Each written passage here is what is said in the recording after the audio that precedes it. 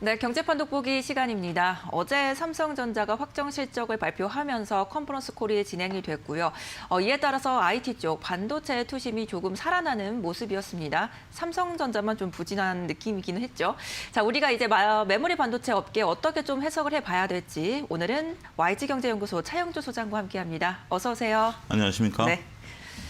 어제 이제 삼성전자가 확정 실적을 발표한 이후에 우선 그 실적 내용부터 좀 잡아주시면 좋을 것 같아요. 정확히 또 컨퍼런스 콜에서 어떤 내용이 나왔는지 그런 부분들을 먼저 짚고 넘어가 볼까요? 예, 일단 뭐 전반적인 분위기는 그 잠정 실적 분위기에서 크게 벗어나진 않았습니다.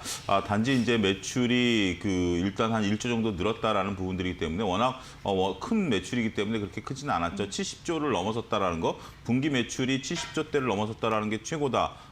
그 최초의 그 모습들을 좀 보였다라고 말씀드릴 수가 있겠습니다. 반도체 부분에 있어서 뭐 다양한 부분들의 얘기가 있기는 했었습니다만 매출이 많이 늘어났다는 것은 고무적이다라고 말씀드릴 수가 있겠고 전체 영업이익이 15조 9천억이 나왔다라는 것도 상당히 긍정적이다라고 말씀을 좀 드릴 수가 있겠습니다. 또 한 가지 이제 컨퍼런스 콜에서 나온 두 가지 사항들이 있는데 내년도 전망에 대해서는 뭐 확건할 수는 없다. 네. 뭐 이런 부분들을 얘기를 함으로써 삼성전자가 현재 7만 전자에 머무를 수밖에 없는 그러한 근본적인 원인을 제공했다라고 말씀드릴 수가 있겠고 어제 같은 경우 반도체 부품과 소재 업체들이 시장 대비해서 굉장히 큰 폭으로 올랐어요. 네. 그러니까 삼성전자가 투자를 3배로 확대하겠다 이런 발표를 했죠. 그러다 보니까 반도체 부품 업체와 소재단에 있는 기업들이 수혜를 받을 것이다 이런 인식이 되면서 어제 시장의 전반적인 약세에도 불구하고 반도체 관련주들이 전반적으로 대거 상승하는 그런 모습을 보인 하루가 됐다 이렇게 말씀을 드릴 수가 있겠습니다. 네, 말씀처럼 그런 반도체 쪽, 소부장 쪽은 굉장히 강세 흐름을 보이긴 했는데 삼성전자가 그렇게 또 탄력이 좋지는 못했어요. 오히려 당사자인. 저희가 이렇게 실적과 주가가 항상 따로 봐야 되는 이 원인을 어디서 찾아봐야 될까요?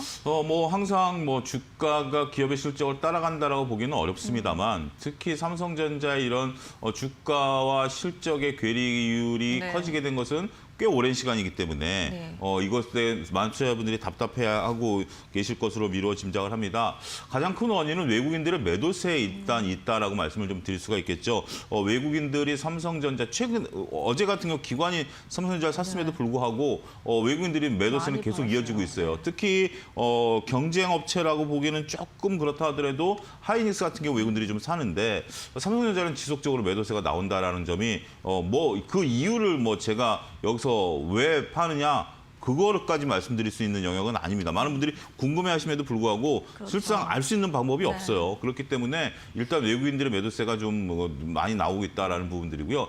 두 번째는 안타깝게도 개인 투자 비중이 너무 높습니다. 개인 투자 비중이 너무 높으니까 역대 최고치를 기록하다 보니까 개인 투자 비중이 높은 주식이 쉽게 올라간다라는 것은 조금 조심스럽다라는 점도 역설적으로 좀 말씀을 좀 드린다라고 말씀을 좀 드릴 수가 있겠고 그리고 궁극적으로는 주가와 실적은 같은 길을 만나게 되는 것은 사실입니다만 그게 항상 빠른 시간 내에 만난다라기보다는 때로는 긴 시간이 필요하기도 하고 때로는 짧은 시간이 필요하기도 하는데 현재로서 삼성전자의 모습을 보면 다소 긴 호흡으로서 바라봐야 되지 않겠는가.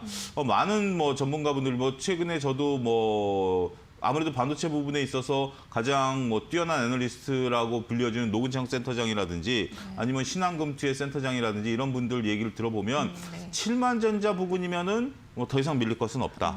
그분들의 의견들이 조금 이제야 좀 나오는 것 같아요. 그동안 10월 달 그분들이 좀 침묵을 지키셨어요. 네. 그러다 보니까 많은 분들이 답답해 하셨는데 어제 같은 경우 신한금투에서도 얘기가 나왔고 지난 주말에 노근창 센터장도 리포트를 냈기 때문에 그분들이 이제 서서히 말씀을 하시는 거 보면 이제는 조금 어느 정도 바닥이 온 게 아니겠는가 말씀을 좀 드릴 수도 있겠습니다. 사실 주가라는 게 정말 재료가 있어서 올라가는 것도 있지만 네. 이미 정말 빠질 때까지 빠지면 또 단기적인 상승이 나올 수도 있는 부분이 분명히 그렇죠. 있는 거니까 또 충분히 있는 그런 거죠. 예. 부분들을 생각을 해보시면 예. 투자자분들은 좋을 것 같고 말씀처럼 SK와 삼성의 완전히 이 외국인들의 선택이 완전히 갈렸습니다. 그렇습니다. 어제는. 아무래도 삼성전자가 저희 어떻게 보면은 대표하는 종목이라고 볼 수 있잖아요. 그렇죠. 우리나라가 좀 매력이 없는 건가라는 생각도 저는 들거든요. 외국인이 봤을 때. 그러니까요. 지금 네. 뭐 이제 말씀을 정확하게 이제 찝어주신 게 삼성전자, SK 하이닉스가 같은 듯 다르고 다른 듯 같다. 뭐 그렇죠. 이런 많은 투자자분들이 반도체 하면 두 회사를 떠오르시는 건 당연한데 왜 제가 지금 이제 각자 길을 갔느냐 많은 분들이 이제 생각을 하시게 되는데 그 원인 중에 하나가 말씀하신 것처럼 삼성전자는 국내 지수를 대표하죠. 네. 그러니까 SK 하이닉스 같은 경우 반도체만 대표하는데 삼성전자는 반도체도 대표하면서 우리 국내 지수도 대표한다라고 그렇습니다. 말씀을 좀 드릴 수가 있겠죠. 어제 같은 경우 그렇죠. 하이닉스가 올랐고 삼성전자가 보합권인데 지수는 빠졌죠. 네. 그러니까 삼성전자가 올랐으면 만약에 반대였으면 지수는 올랐겠습니다만 그랬겠죠. 그런 부분들을 보면 삼성전자의 지수 영향력을 우리가 무시할 수 없다. 그러다 보니까 말씀하신 것처럼 한국의 매력이 좀 떨어졌나라는 거로 해석을 할 수도 있습니다만 한편으로서는 현재 지금 신흥국에 대한 전반적인 회피 이런 부분들이 나타나다 보니까 외국인들이 앞서 언급드렸다시피 삼성전자를 매도하고 있다. 이런 영향들을 좀 우리가 현재 볼 수 있다라고 좀 말씀을 드릴 수가 있겠고 안타깝게도 이러한 추세가 언제 멈추느냐. 외국인들 정말 탐, 존슨, 데이빗 이런 애들이 언제 들어오느냐 많은 분들이 궁금하네요. 네. 예, 궁금해하고 계신데 당분간 좀 들어오지는 않을 것 같습니다. 왜냐하면 지금 현재 테이퍼링 이제 11월부터 당장 내일 모레 11월 아닙니까? 그러면 이제 테이퍼링에 대한 부분들, 금리 인상에 대한 부분들 이런 부분들이 되면 달러 강세가 더욱더 이어지고 원하는 약세가 이어질 수밖에 없고 그다음에 신흥국에서부터 선진국으로 자금이 이동할 수밖에 없다라는 측면에서 보면 삼성전자의 소외 현상은 당분간 이어질 수밖에 없지 않겠는가 말씀드릴 수 있겠습니다. 네, 상황이 단기간에 좀 변경될 수 있는 부분은 많지가 않은 것 같습니다. 네.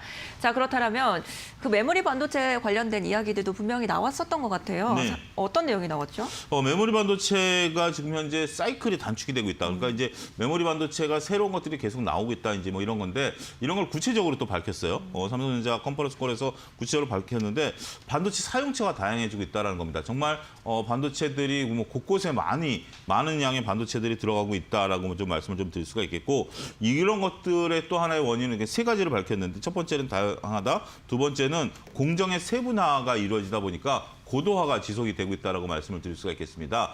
그러다 보니까 반도체 사이클이 짧아지고 있다. 이렇게 좀 말씀드릴 수가 있겠고 여기에 또 반도체 업계의 대응 능력이 강화되다 보니까 전반적으로 분위기가 또 바뀌고 있다. 그러니까 결국 여러 가지 반도체에 대한 그 상황이 경기 사이클이 짧아질 수밖에 없는 요소들은 우리 산업이 발전하고 있다. 그리고 거기에 대한 쓰임새라든지 그 업체의 대응 능력이라든지 이런 것들이 종합적으로 작용하면서 업황 사이클이 짧아지고 있다. 이렇게 좀 이해를 하시면 되지 않을까 싶습니다.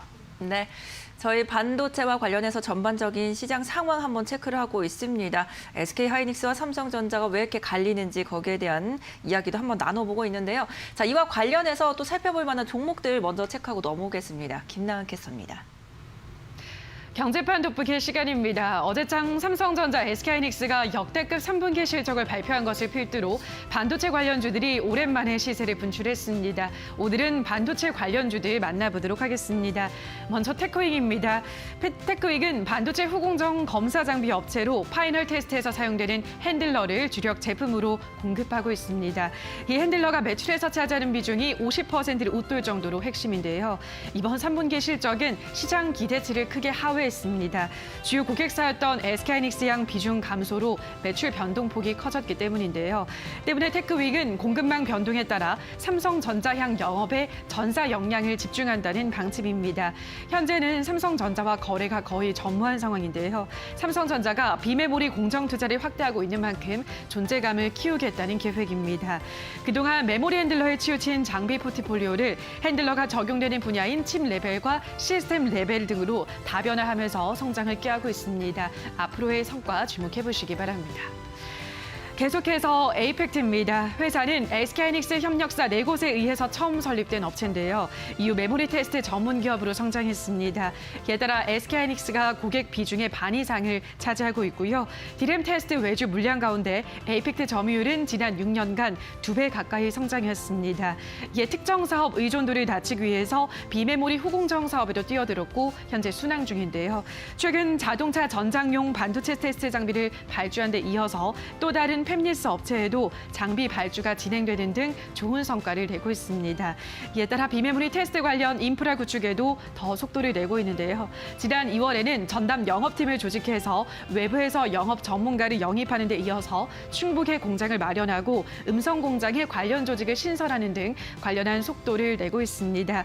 지난 9월에는 OCI 계열사 품으로 들어가면서 앞으로는 OCI와의 협업 가능성도 기대되고 있습니다. 마지막으로는 STI입니다. 회사는 반도체와 디스플레이 공정용 화학약품 소재를 보관하고 혼합해서 양산 장비로 전달하는 화학약품 중앙 공급 장치, 이른바 CCSS 기술력이 국내에서 가장 뛰어난 회사입니다.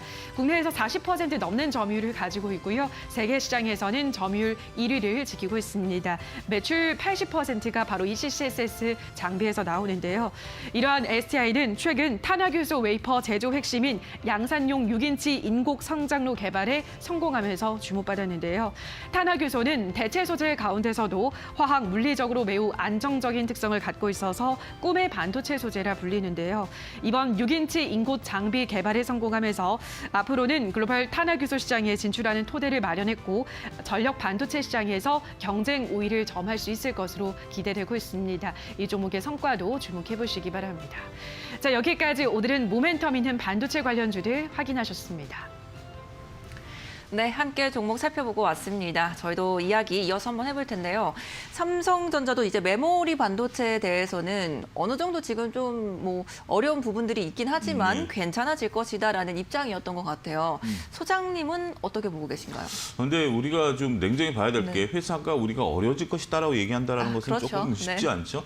그렇기 때문에 그런 부분들을 우리가 좀 행간의 뜻을 좀 읽어야 된다라고 말씀을 좀 드릴 수가 있겠습니다. 반도체 호황은 4분기까지 이어질 것은 뭐 자명한 사실입니다. 근데 고정거래가 부분들이 지금 현재는 조금 조심스럽게 움직이고 있다라고 보여지면 이후 전망은 다소 좀 불투명하다라는 것을 인정을 해야 될 것으로 보여집니다. 반도체 슈퍼사이클이 올 초만 하더라도 많은 뭐 분석가분들께서 슈퍼사이클이 올 것이다라고 이구동성으로 말씀을 하셨습니다만 지금 그 말씀을 하시는 분은 찾아보기 쉽지 않죠.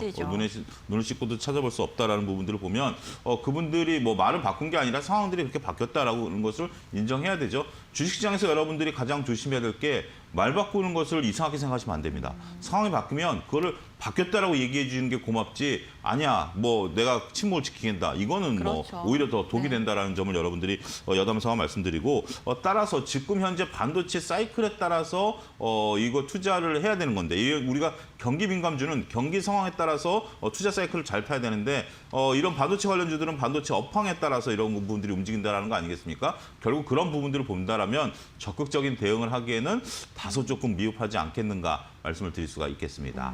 네, 알겠습니다. 자, 그렇다면 메모리 반도체 쪽이 아니더라도 저희가 앞으로 좀 지켜봐야 될 만한 그런 반도체 투자처 같은 곳은 혹시 생각해 두신 곳이 있을까요? 그렇습니다. 이제 우리가 이제 반도체라고 하면 메모리 비머리만 생각하는데 우리가 이제 반도체가 이제 진화를 하죠. 진화를 하다 보니까 일단은 지금 뭐 인공지능과 관련된 반도체 그러니까 우리가 뭐 조금 뭐 메모리와 비메모리를 넘어서서 이런 것들을 결합한 인공지능과 관련된 반도체 여기에 또 한 가지 전력 반도체 그러니까 차량용 반도체에 들어가는 것들을 종합적으로 전력을 시스템 제어할 수 있는 이런 부분들 반도체가 이제 진화를 하게 되죠.